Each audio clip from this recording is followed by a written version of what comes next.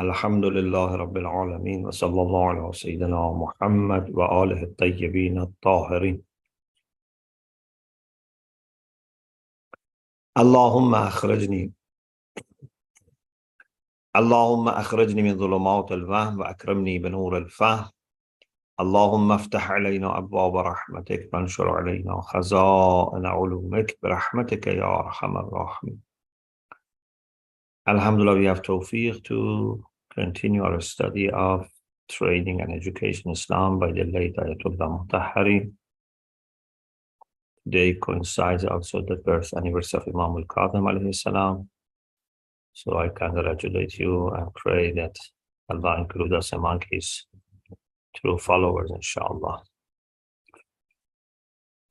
As you know, Imam Kadhim alayhi salam said, لَيْسَ مِنَّا مَنْ لَمْ يُحَاسِبْ نَفْسَهُ كُلَّ يَوْمٍ.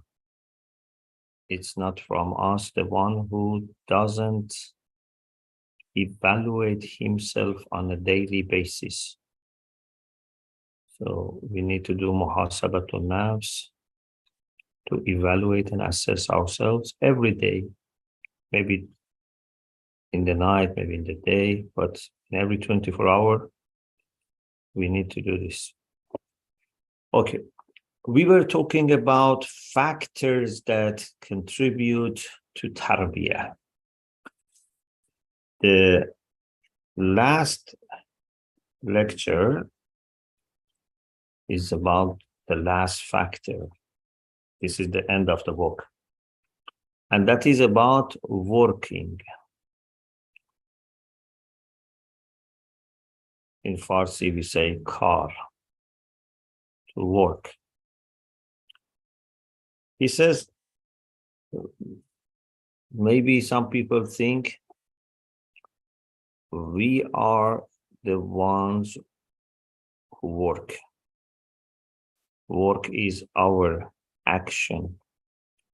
Therefore, we decide the type of work that we are doing. It's our effect. This is correct. But your work also has influence on you. You have influence on your work also has influence on you. Or you can say your upbringing and tarbiyah have impact on your work. Then, in turn, work has also impact on your upbringing and tarbiyah. So there's a mutual relation here. If you do nothing, or if you work, they are different. And then when you work, what do you do?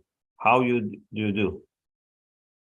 They all have influence on your character, on your traits of character, and therefore we need to discuss this properly. He starts first with some hadiths that are samples. These are not the only hadiths. Just as examples, with some hadiths that show Islam has very high regard for people who work.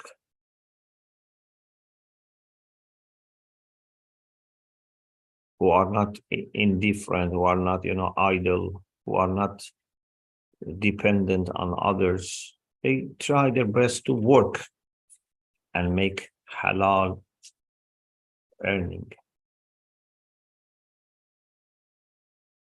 For example, there is a hadith in Wasa'il al-Shia. It says, truly Allah loves those who have occupation. Or the famous hadith, Al-Qaddu ala iyalih kal-mujahid fi sabilillah. Someone who works hard in order to look after his family and those who depend on him is like a mujahid who struggles in the way of Allah. Or mal'oonun man alqa kallahu ala nas. The one who puts his burden on others, just benefits from others without benefiting them, is mal'oon. It's far from mercy of Allah. Or it is said that when, and maybe this happened more than once, for example, when a person was mentioned that, this person has these qualities, but at the end it was said or replied that this person doesn't work. So Rasulullah said, Sakata min ayni, he dropped from my eyes. Means if he does lots of good things, but is not working, it's lazy or is dependent on others, this is not good. He says some people think that it is a sign of a spirituality, a sign of not being attached to dunya if you don't work. But he says this is not correct.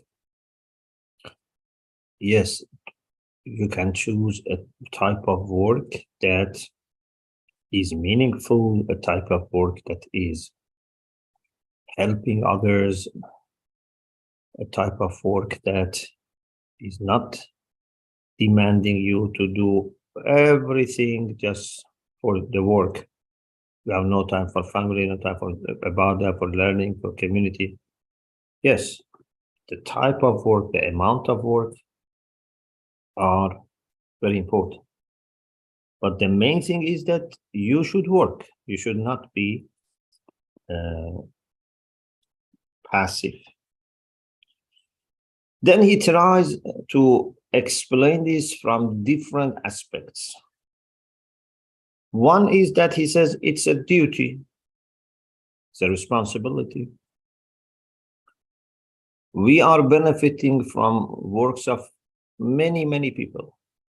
For example, he says, the book that we read, this book is an outcome or result of work of many people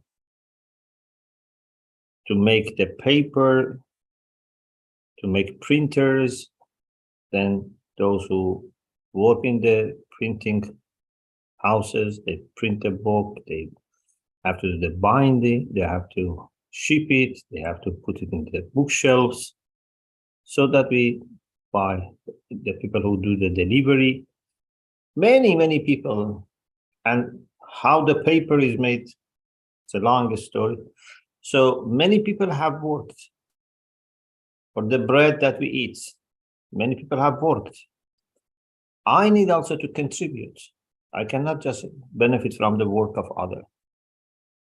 So maybe one aspect of the hadith which says the one who puts his burden on others is cursed, is far from mercy of Allah. Maybe one aspect is that if you benefit from the work of others in society, it's not just about someone who takes money from people, for example, without working, and or takes goods without working. It can mean also that you are not contributing to social life. Then he says, if you want to focus on tarbiyah, we don't want to talk about the economical, socio-political aspect, just about tarbiyah. So he says, it is good for our body, for our health. If you are active, it's very good for your body. Of course, if you don't exhaust yourself too much, because sometimes people work so much that the body can be hard. But reasonable work is better for body than just resting. Also, it's good for our khayal, for our aql, inshallah I will explain, for our heart and emotions. So he starts with khayal. Alhamdulillah, in the series on Adab al-Salat by the late Imam Khomeini, we recently had 3 sessions on how to control the faculty or the power of khayal and imagination. One of the most destructive things in spirituality is when our khayal is left free.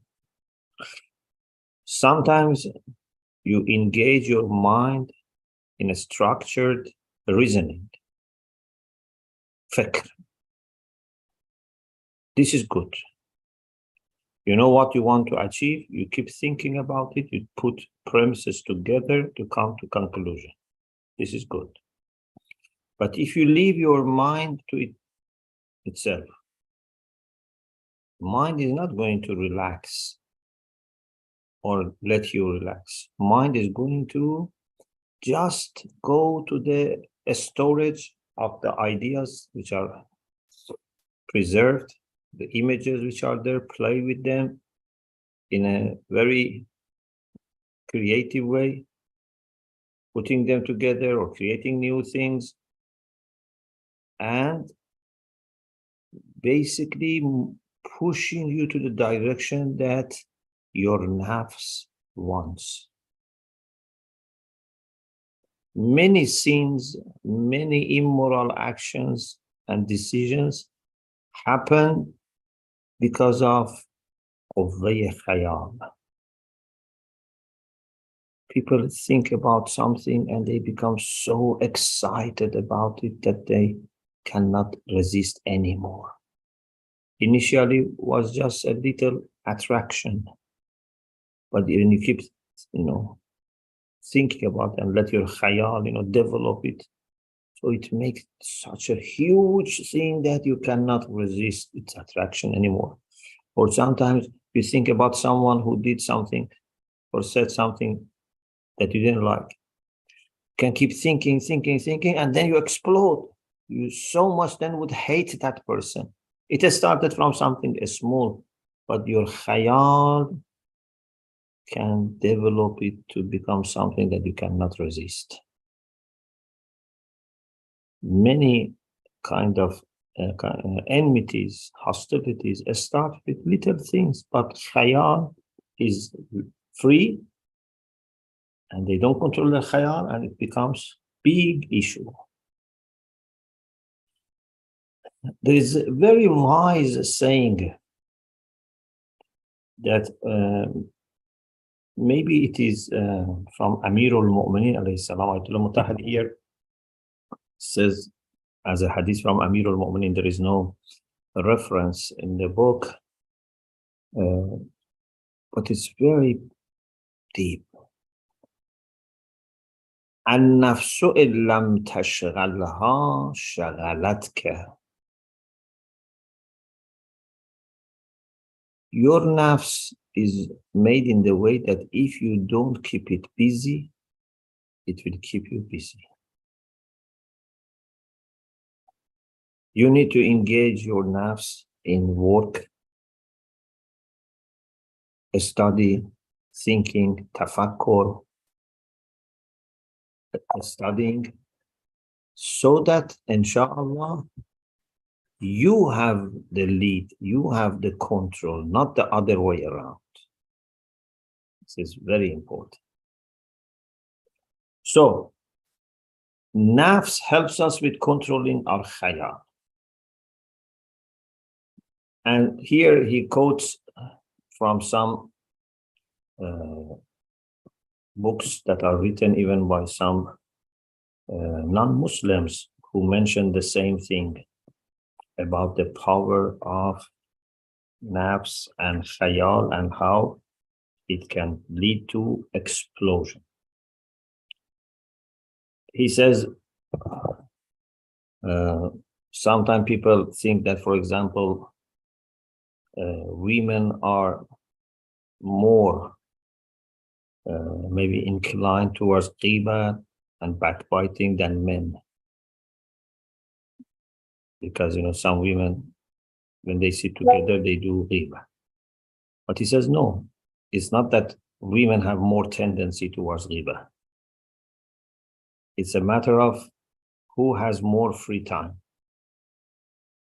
If men are kept free, they can do the same. If women are busy, they may do less ghiba. This is in addition to iman and taqwa. But everyone is not that pious that even if they are free, they don't do anything bad. And he says in one of the cities in the United States, there was a story. He says that, I think we mentioned this in the first part of the book as well, that there was a common practice among women that they did gambling. And they tried to stop this bad practice of gambling. Preachers worked, but it didn't stop. Then the mayor said she had a solution because the root of the problem had to be tackled.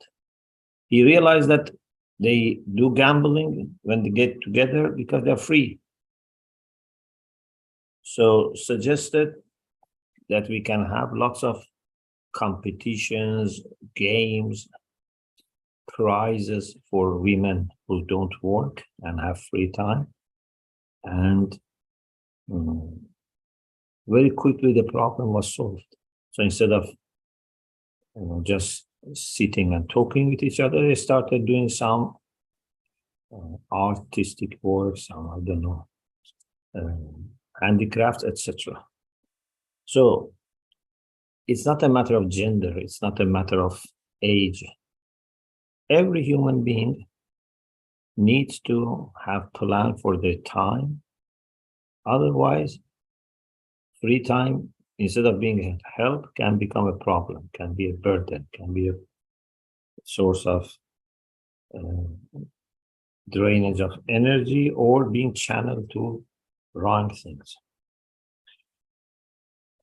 Of course, when you choose the type of work, there are many factors, but one of the factors is to consider your talents, your potentials. He says, normally, if you undertake a suitable work where your interests are, your talents are, then you can give your heart to that work.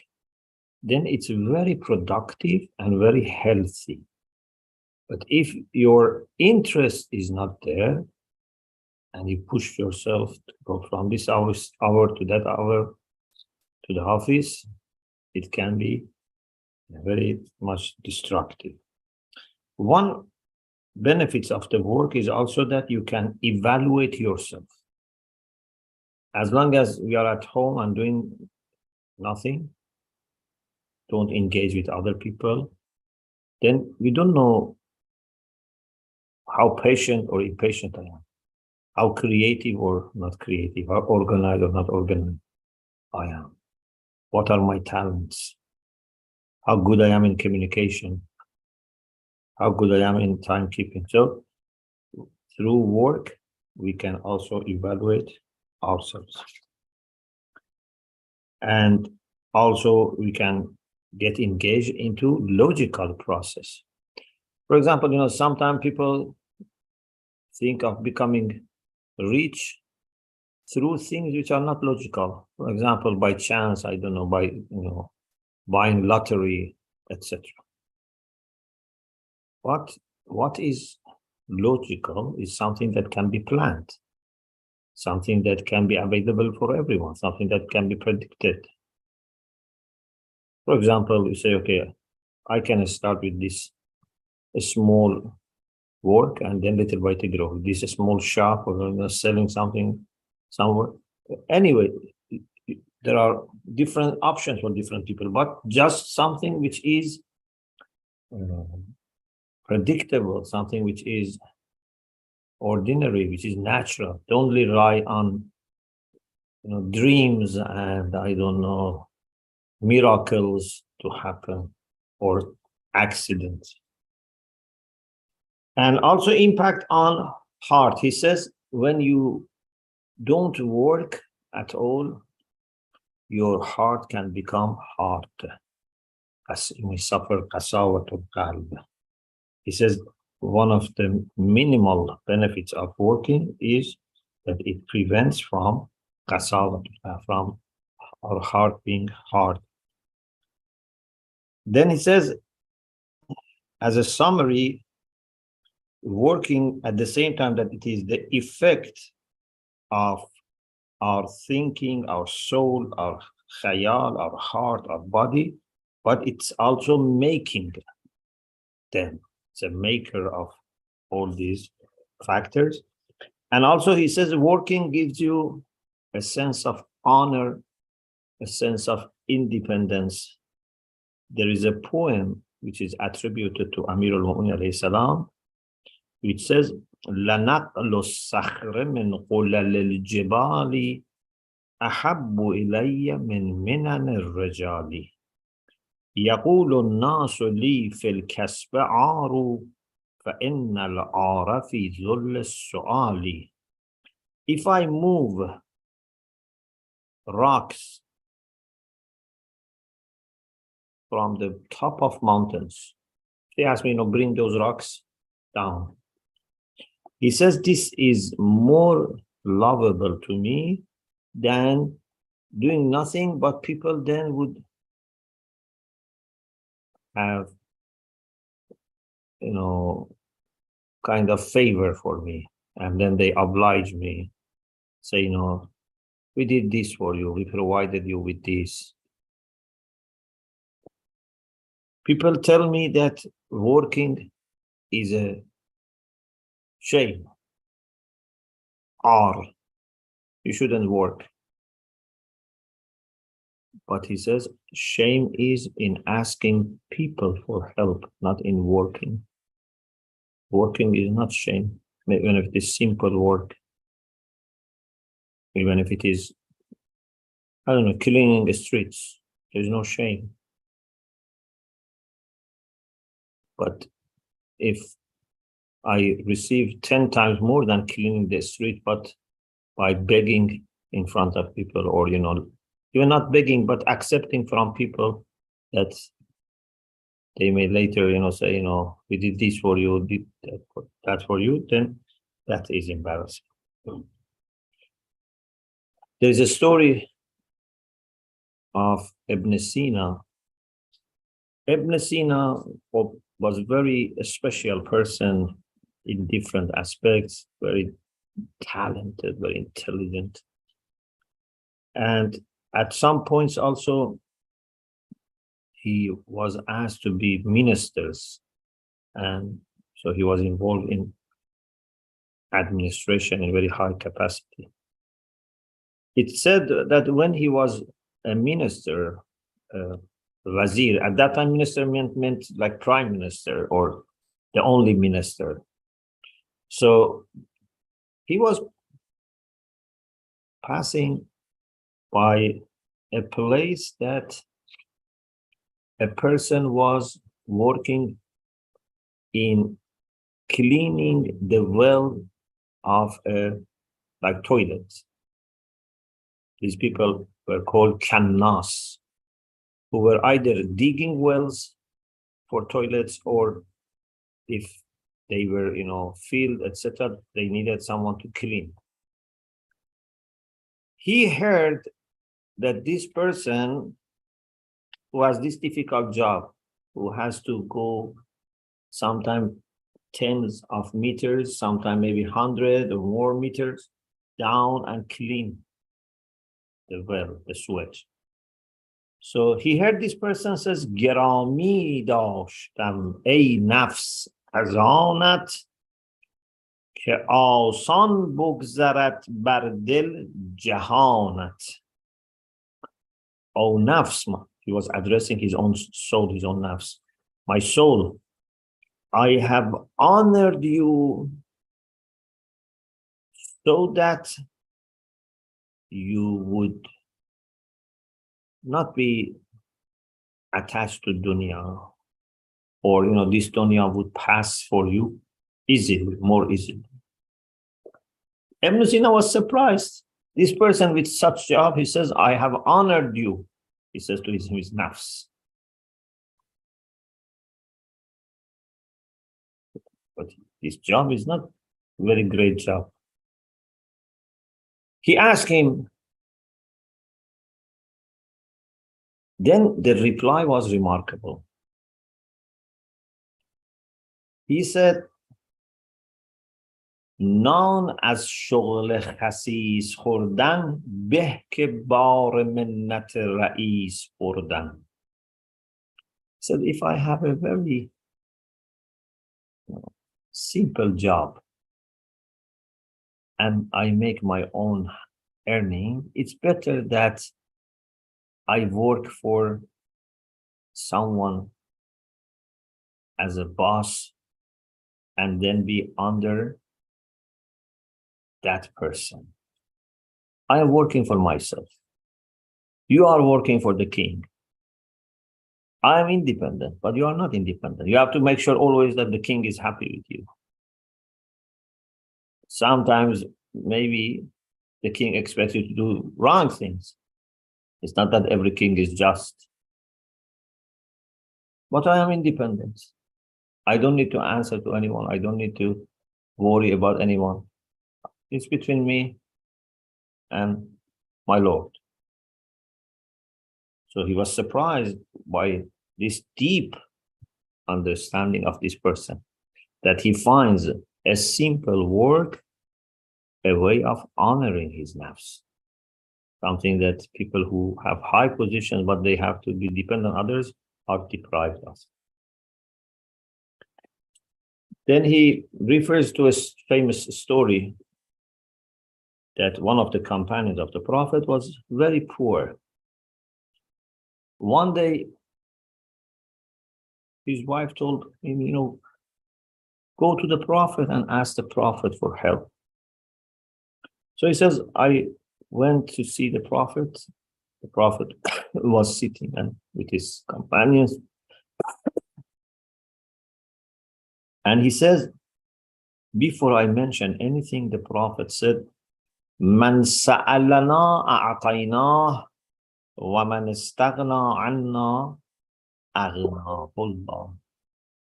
Whoever asks us, we will give him. But whoever istaghna anna, whoever feels that he doesn't need us, Allah will make him rich. So if you ask me for help, basically to put it simple, if you ask me for help, I will help you. But if you don't ask me for help and rely on Allah, Allah will make you rich. So he didn't ask for help. He went home. Again, another day, his wife said, go and ask the Prophet for help. So this repeated 3 times.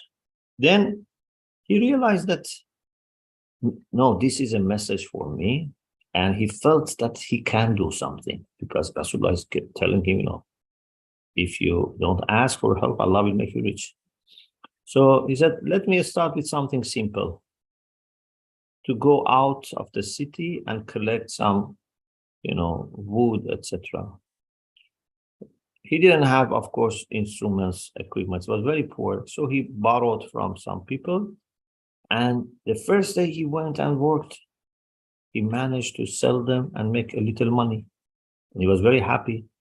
Then he tried to continue. And then he was spending part of the money, saving part of it. After some time, he managed to buy equipment for himself. Even he managed later to buy an animal for carrying. And little by little, he was free from need. So one day again, he went to the Prophet, sallallahu alaihi wasallam, and Prophet said, didn't I tell you, Man sa'alana a'taynah wa man istaghna anna aghnahullah. Whoever asks us for help, we help. But if they don't ask us for help, Allah will make them rich. So there is very rich literature about this. He refers also to the work of some poets like Nasir Khosrow about significance of work, about sayings of some philosophers like Socrates, who said that working is the capital for happiness and prosperity. And in this way, the book ends. Of course, when we say people should work, we have discussed this in other places, for example, in Islamic lifestyle, Mafatihul Hayat, etc. There are lots of details.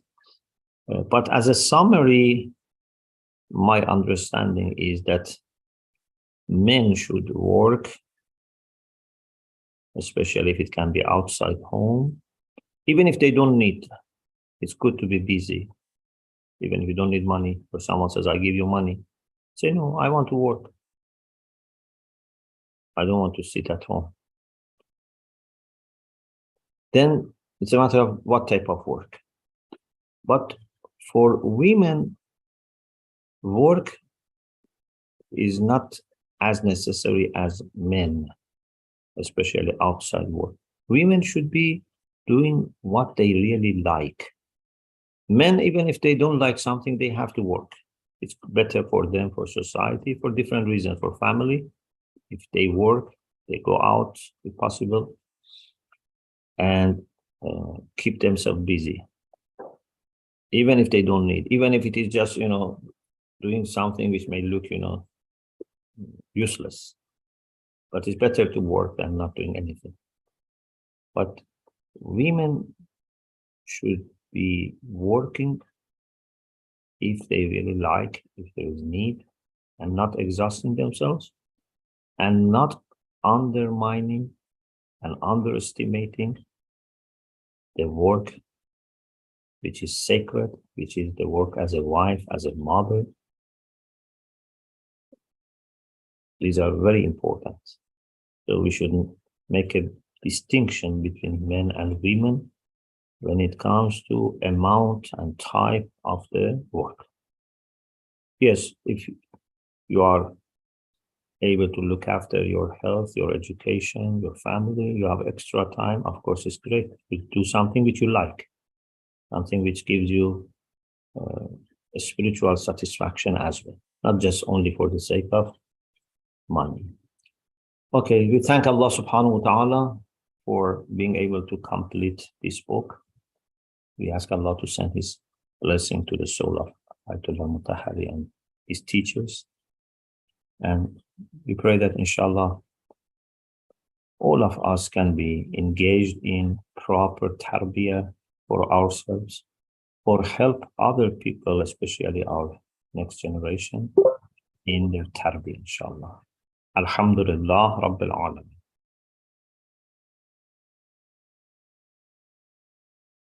Yes, anyone with questions can raise their hands.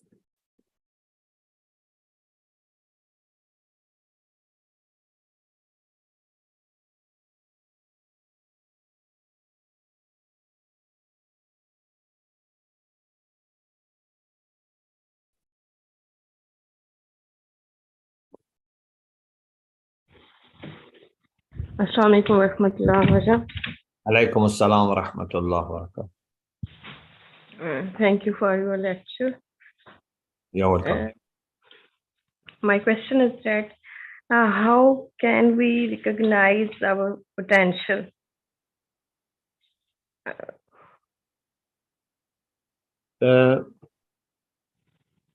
Through the activities that you have had in the school, in the community, in the family, trying different things, you should be able to find out where you have more talents or more interest. And sometimes people who are experienced, maybe experienced teachers or instructors, they can also help you because they have met many people and they can notice that this person is good for this. So either you yourself should be able to find that through experiences, or someone experienced who knows you can tell you that But if you, in the end of the day, still are not sure, so maybe you can try different things before making long-term commitment.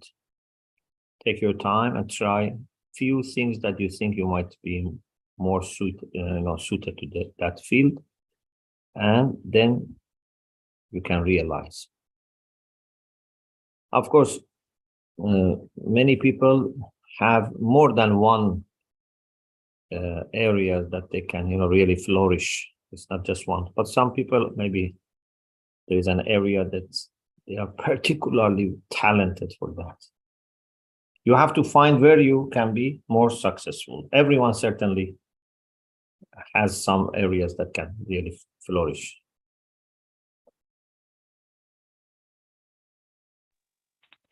Thank you, Aga. Another question I have. Please mention your city also. I'm from Sahiwal, Pakistan. Mashallah. My other question is how important, how earning is important for a lady. Earning money. How important is yes. To make money? Yes, for a lady or a woman. Yeah.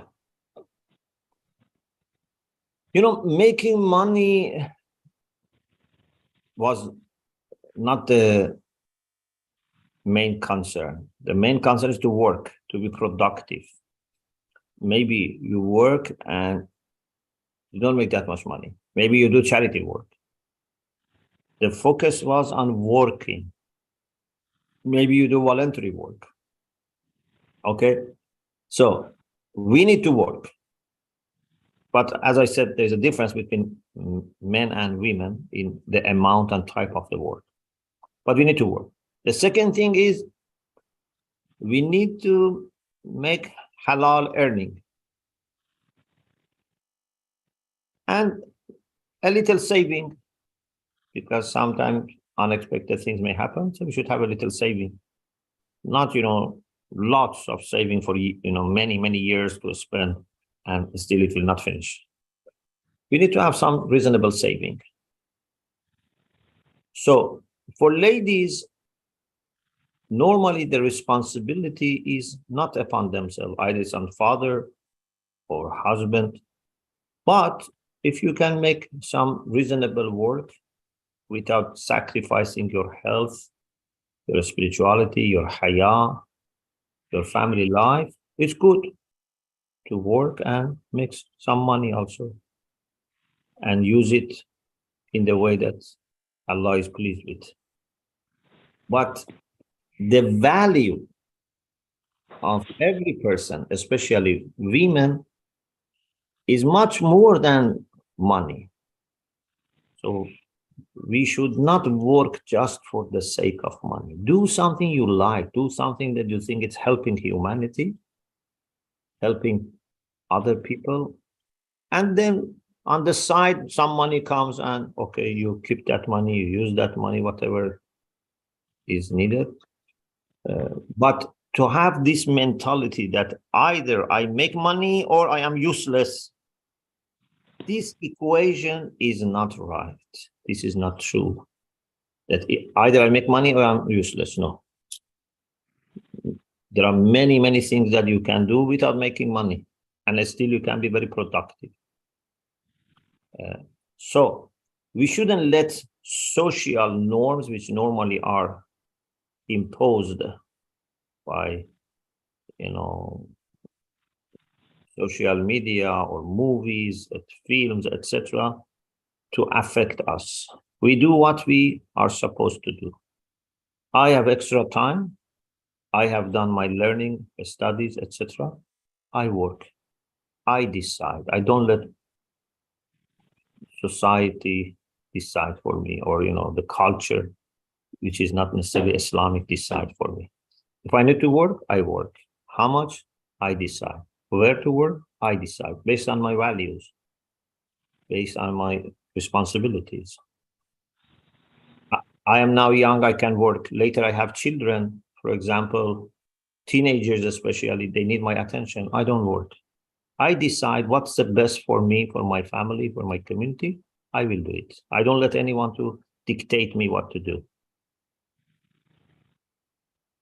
Thank you. Thank you very much. May Allah bless you, inshallah. Assalamualaikum. Alaikum assalam wa rahmatullah. It is okay if I ask a quick question? Inshallah. Please mention I your just- city as well. Yeah, I'm from Dubai. Yeah. Yeah, and I just wanted to know regarding ruju. What is ruju in like fiqh, and what is ihtiyat wajib? Can you explain with the example? Ruju is normally used for turning from taqlid of one marja to another marja. So it can be in one mas'ala, your muqallid is Grand Ayatollah A, but in this mas'ala, you want to do ruju, means to refer to another marja. Sometimes can be for the whole taqlid, but sometimes it's just for one mas'ala. So if your marja has fatwa, you cannot do ruju to another marja Okay. unless the second marja is equal in a'lamiyya to your knowledge. Then some maraja allow. Even if it is fatwa, you can refer to another marja, but condition is that must be equal in a'lamiyya. So if two marja are at the same level, you have chosen one of them. In this mas'ala, you can choose to follow the second one if they are equal in a'lamiyya, It's knowledge. in knowledge, yeah. Some allow that. But if it is not fatwa, it is ihtiyat wajib, means your marja is not 100% clear that what is the Islamic ruling, so he cannot issue fatwa. But he says, as a matter of necessary precaution, as a matter of ihtiyat wajib, you should do this. Okay, when there is ihtiyat wajib, you can refer to the one who is second in a'lamiyya, not equal. Even if it is second, it's lower, but is the next person, fal a'lam. You can refer to fal a'lam, to the second person in a'lamiyya. Not any mujtahid. The one who is the next a'lam.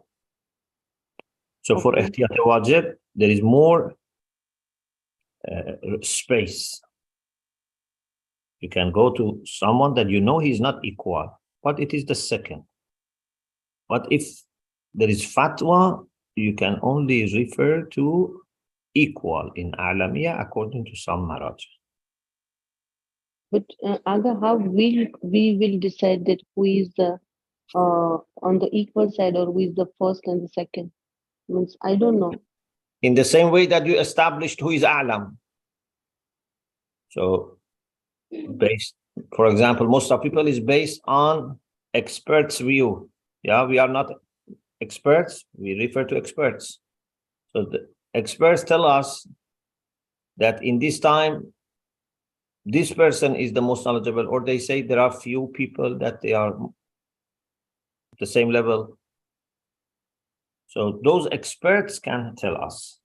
If you are not sure that the second person is equal, then for fatwa, you don't refer to anyone else.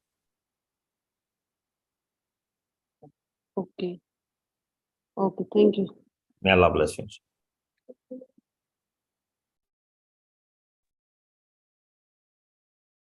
Assalamu alaikum. Alaikum Kashif from assalam. Sydney, Australia. Kashif from Sydney, Australia.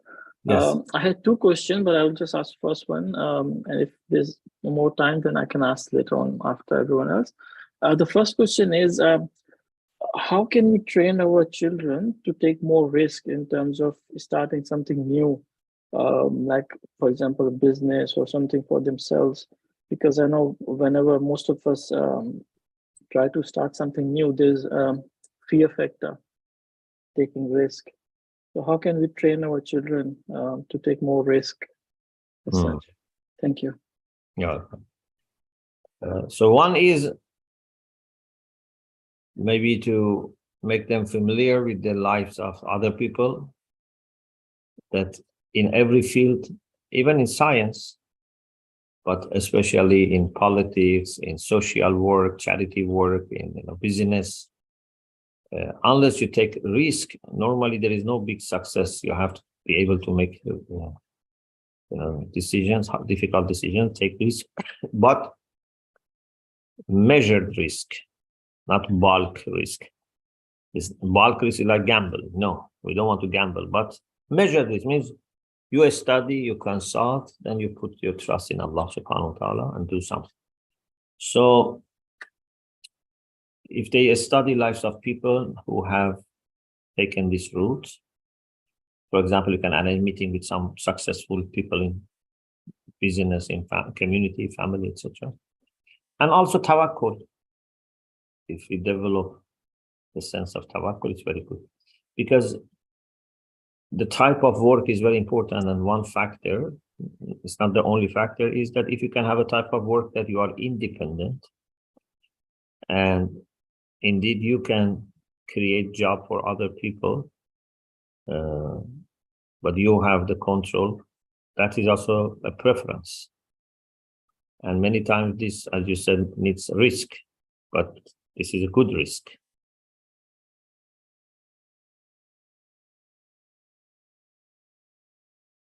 Thank you. Maybe one also introductory step can be that if someone arranges for them a kind of partnership, because at the beginning they are very afraid. So if someone who has more experience, can involve them in some projects, and then little by little they can become independent.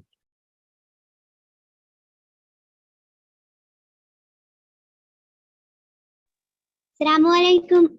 I'm speaking from Lahore, Pakistan. Alaikum assalam wa rahmatullah. And I congratulate you on the event of Eid al-Ghadir and today the Milad of Imam Musa Kazim. And I have a question. As sometimes it is difficult to complete all the tasks, but I like to do on regular basis. And if I divide these tasks on month or a week, then it made me curious about when the day will come when I will complete the specific work. So how I can overcome from this curiosity? And iltimasa dua. Thank you. Thank you. Congratulations. May Allah bless you. So I'm not sure I understood the questions. Sometimes there are tasks that you cannot do during the day. Could you or someone explain what was the question?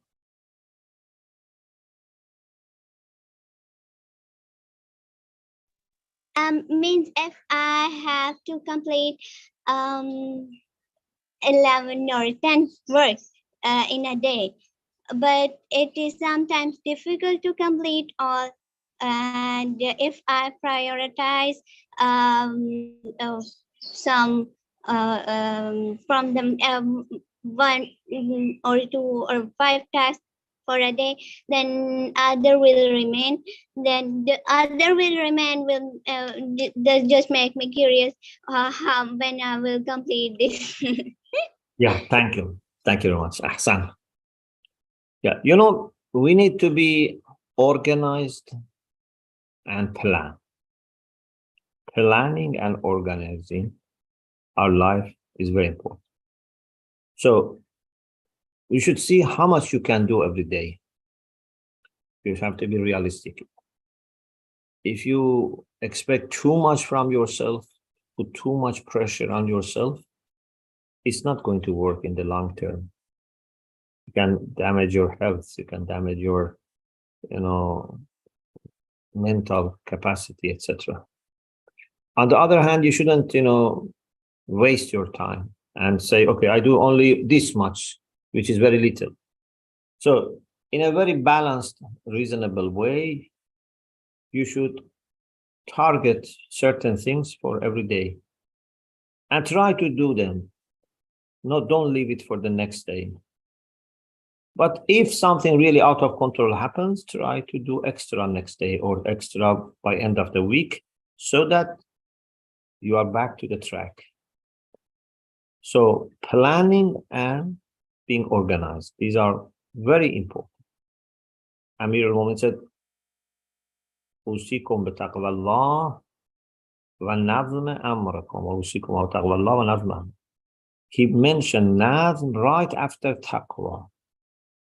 To be organized, to plan, are very important. So undertake some reasonable task and try to deliver it as much as possible. Don't allow too many exceptions. Don't let this be delayed as much as possible.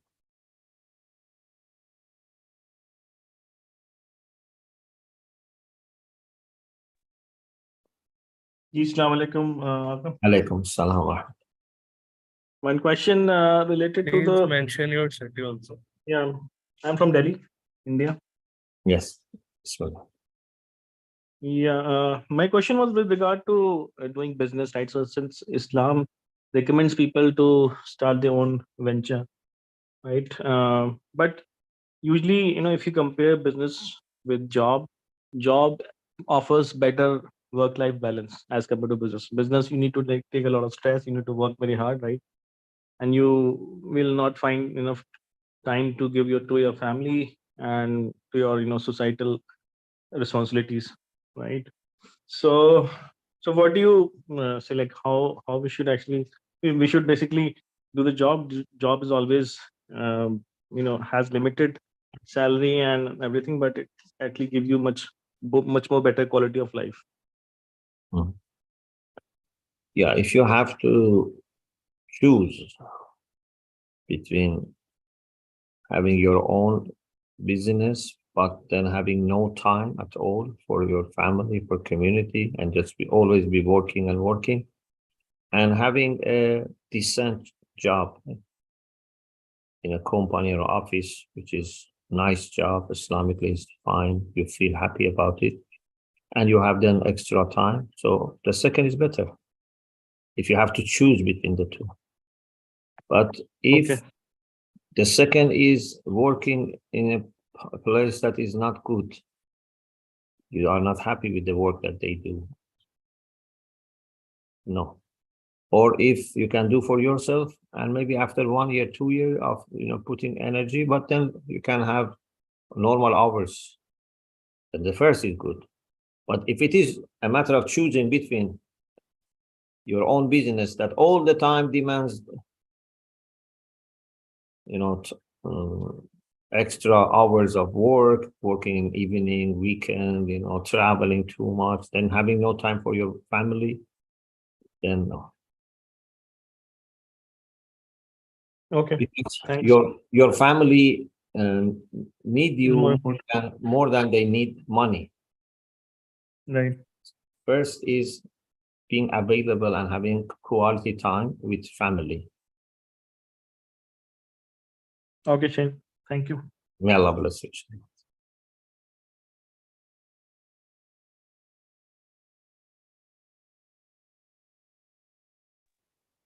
Assalamu alaikum. It's Kashif from Sydney Assalamu again. Yeah, Yes. for my second question, could you please explain to us all regarding the importance of updating our skills and training ourselves to get better opportunities and better reward in terms of the principle that the things or the blessings comes to those who deserve it rather than those who really need it. Because a lot of times people think that if they need something, Allah will give it to them, rather than if they make themselves deserving by training themselves, upskilling. So please, can you elaborate on that one? Thank you. Jazakallah. Yeah, it is very interesting that at the same time that we believe Allah is Razzaq, Allah is the sustainer, we are also asked to seek rizq, talabur rizq. Yeah, it's like knowledge. Allah has oceans of knowledge, but you need to seek knowledge.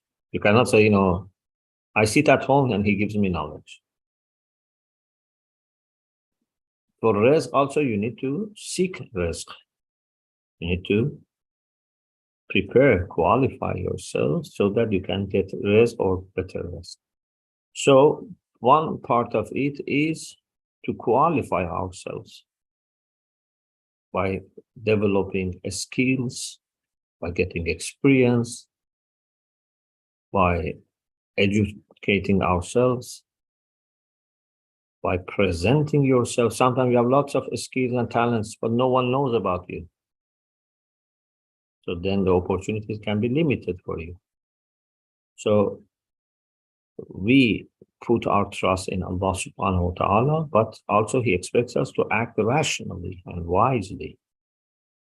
So if you want a good job, you pray for it, but also you try to qualify for it. You cannot expect Allah to give a job which has to be given to a doctor to you if you are not a doctor. No, I am praying hard that I become doctor in this hospital. Have you studied? Have you become doctor? Or does anyone know that you are a doctor? No, I am just praying. No, you have to act rationally, wisely, and pray. Prayer is very important, but prayer is taken seriously by Allah when you have worked towards fulfillment of that prayer.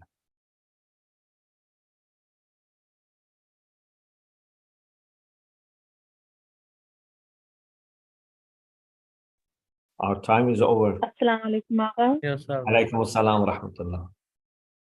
Rahmatullah barakatuh. Agha, I just have one question. I am doing a research on the Please plants mention mentioned your in the city Quran. also. Sorry. Yes, I'm calling from India, Karnataka state, Tumkur city. Yes. Agha, my question is, I'm doing a research study and I'm doing a research on the plants and the vegetation mentioned in the Quran and the significance of utilizing them in our day-to-day lives to avoid health diseases and, lifestyle diseases. So I wanted to ask you, which books of hadith, should I refer for, to get more information on the plants and the fruits which are mentioned in the Quran? Thank you. You're welcome. I don't remember a specific book. I have to look for it. Maybe in Arabic or Farsi, you find something, but I don't remember specifically. We have, for example, Tibbul Imam al-Rida alayhi salam, the hadith that Imam explains, some of the outcomes of, some food and things like that.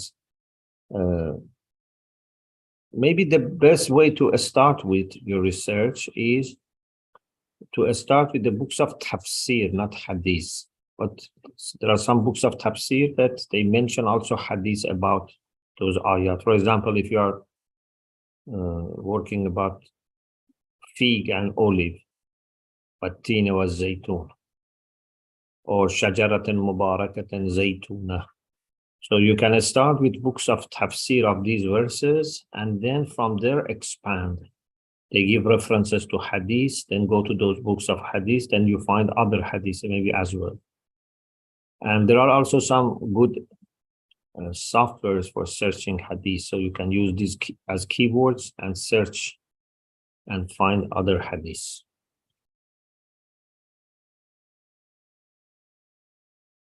Yes, Aga, can you please recite the dua? Inshallah. Bismillah ar-Rahman ar-Rahim. أما يجيب المضطر إذا دعاه ويكشف السوء.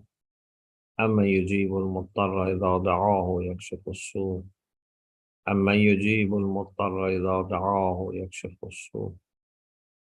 اللهم كل وليك الحجة ابن الحسن صلواتك عليه وعلى آبائه في هذه الساعة وفي كل ساعة وليا وحافظا وقائدا وناصرا ودليلا وعينا حتى تسكنه أرضك طوعا وتمتعه فيها طويلا وامن علينا برضاه وهب لنا رأفته ورحمته ودعاءه وخيره اللهم اشف مرضانا اللهم اشف مرضانا اللهم ارحم موتانا اللهم اقض حوائجنا اللهم يسر أمورنا برحمتك يا أرحم الراحمين. التماس دعاء.